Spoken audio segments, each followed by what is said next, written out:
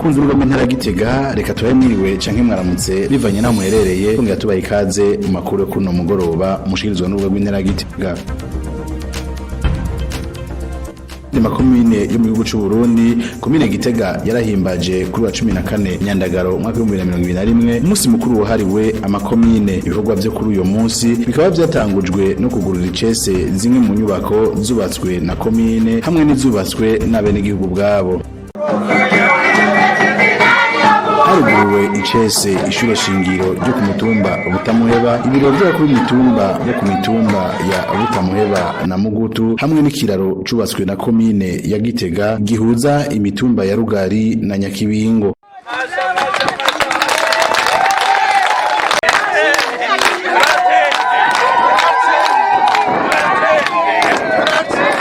Vy'uwo munsi byabandanirije ku rugendo rwavuga komine rwahereye mu gisagara hagati ca Gitega ahahoze hari igituro c'imiduga ija i Bujumbura rugana mu kibanza tewemwo igiti kiri hagati mu gihugu ahabereye ibirori nyezina vy'uwo munsi. Kabaye kandi akareko kumviriza zimwe mu ntahe za rumwe mu gwaruka ruriko gwiteza imbere rukoresheje ubwenge bwago aho bashigikiwe na komine ya Gitega bashoboye kwiyakazi no kugaha abandi. Marie Jose Ninyitoreye umupfasoni yatanguje uruganda rwo guhingura umwuka wo gutekesha ari kurangiza ishure kaminuza ry'ubuhinga ry'Igitega IPG amenyesha ko ashigikiwe na komine ya Gitega umugambi wa kure aho yatangiye umugambi afise amahera ubusa mu mvuko wiwe, ariko amaze gushigikirwa akaba yarashoboye guhingura gaze yaka neza. Ubu akaba ari bitumwako aho mbere ubu yarose n'abandi bakorana bakabageze ku mutahe munini.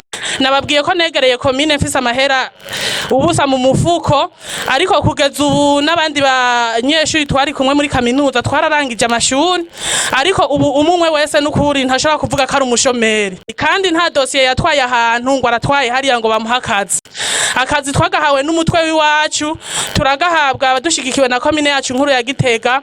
Ubu turafise iyo gaze yaka, turaronka amasoko, twaramenyanye n'abantu benshi, twaramenyanye na Pinide ivyuma yaturonkeje novuga yuko biri mu rugero rw'amahera angana nk'imiliyoni 80. Mwumva tutashiye tuba boss ugwaruka nukuri ibi bintu vyo kuguma tuvuga ngo turabashomeri nukuri biramaramaje, kandi abavyeyi baratwigishije. Nkarangiza kandi nsaba cyane gose abajene bafise ivyiyumviro mu mutwe ntibabigumane hariya imuhira, za muriga kuza ahantu habona mwige kuza muraja mu biteramo vy'abandi, kuko niwaguma muhira nta numwe azomenya ubwenge bwawe ufise bwari. Umugwaruka gwashize imbere ubuhinga bwo guhingura mashine yo kubundikiriza amagi y'ibiguruka mu ishirahamwe bise Soprade rishigikiwe na komine ya Gitega amenyesha ko ubu kubwuko kuja hamwe ari bane bashoboye gukora imashini zibundikira amagi zikoresheje ubuhinga batenda guhindukiza n'intoke mu ntumbero yo kwiteza imbere no gufasha abarundi gufungura inkoko bitabagoye. Ibiharage vyaramaze kuba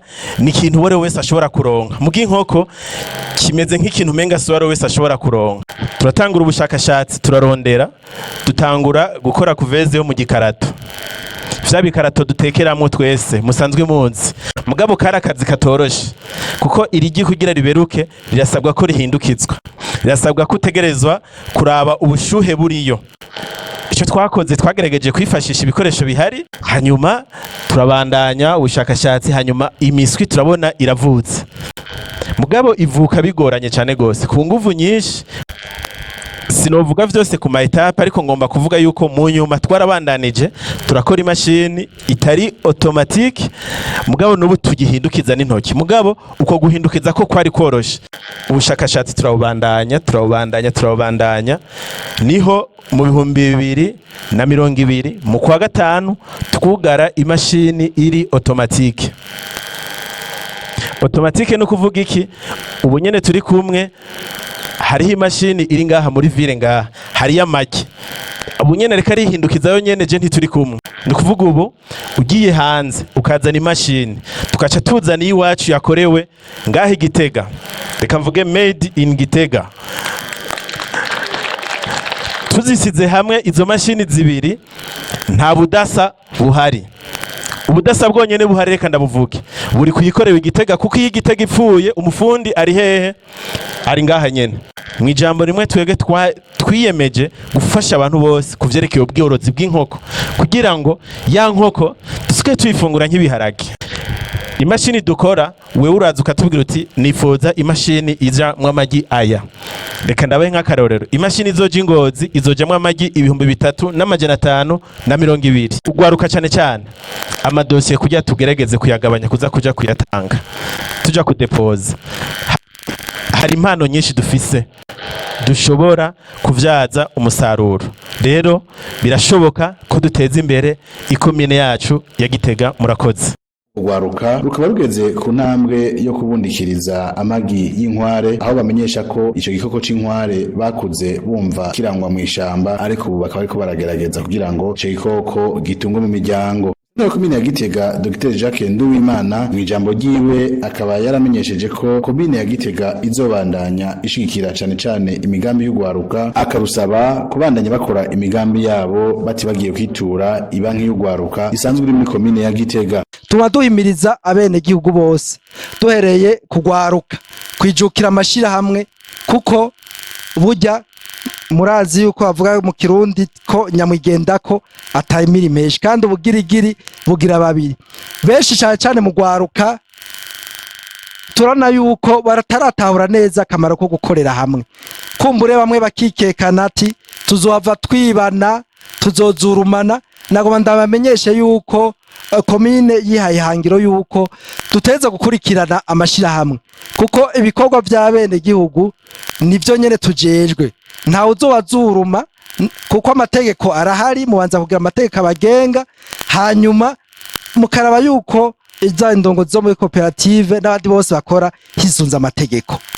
Ntawogira ubwoba rero, twarabonye niyo ntambamye ihari, kuko ikibazo agwaruka gwari rufise ni kibazo c'amafaranga. Amafaranga nayo murumva yuko ari jyananwe. Nawe abarongoye ibanki y'ugwaruka birirwa barambarira yuko babona yuko turavye ingene twagiriye amahigwe icisha cyo banki kikakiri ngaho Gitega, mugasanga amadosiye y'ugwaruka rw'Igitega niyo makeyi ugereranije n'abavuye nko mu ntara za Cankuzo hariya mu Cibitoki n'ahandi. Murumva yuko bitumvikana.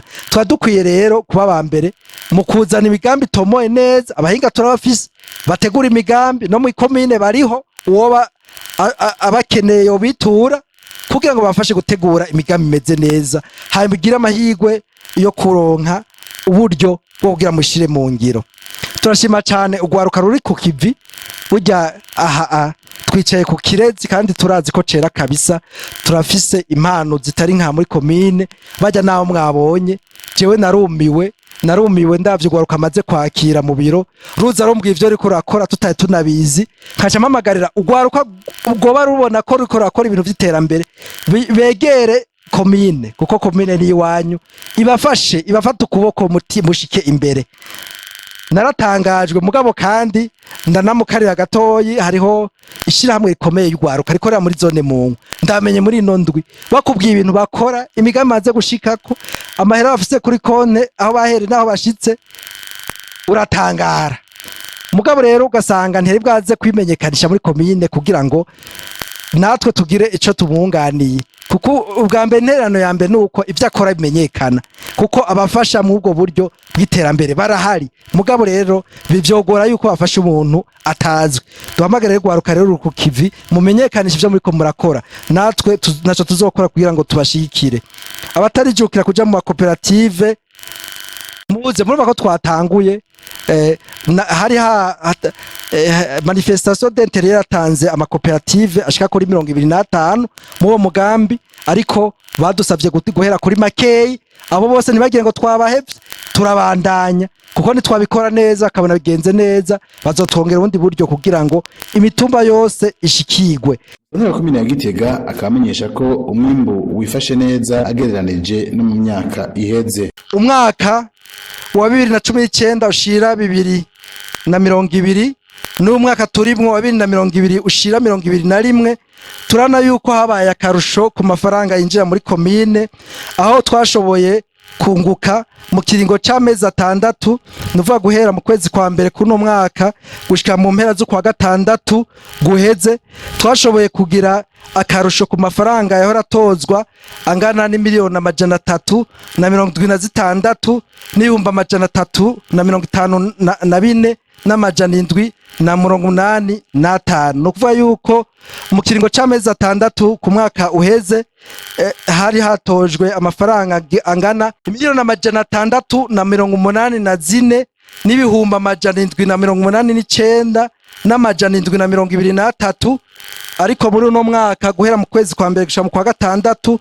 hatojwe amafaranga agera ku miliyaridi imiliyoni 61 ibihumbi 144 n'amajana 580 inyungu rero nako ayarenze ko akaba ngana imiliyoni 376 n'ibihumbi 354 n'amajana 785.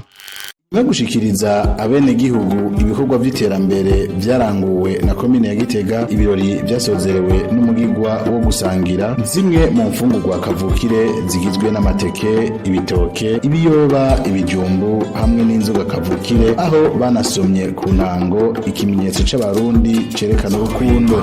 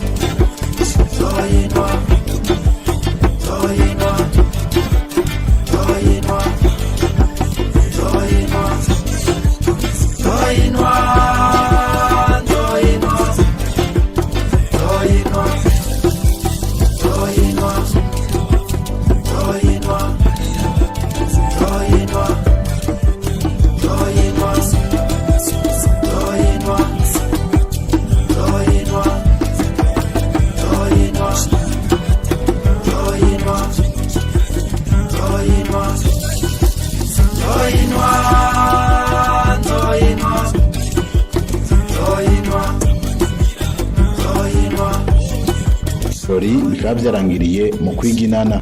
Nshimiye ko mwadukurikiranye, ntibagire gukunda iyi nkuru kubica mu yivuze ko no kuyikundisha bagenzi banyu. Murakoze. Umve komine ni kwawe, umve komine ni kwacu, umve ni muze